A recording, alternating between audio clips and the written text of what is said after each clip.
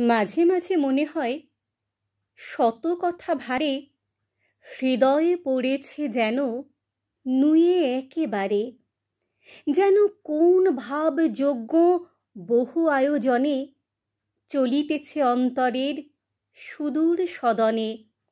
অধীর সিন্ধুর মতো কলধ্বনি তার অতি দূর হতে কানে আসে বারংবার।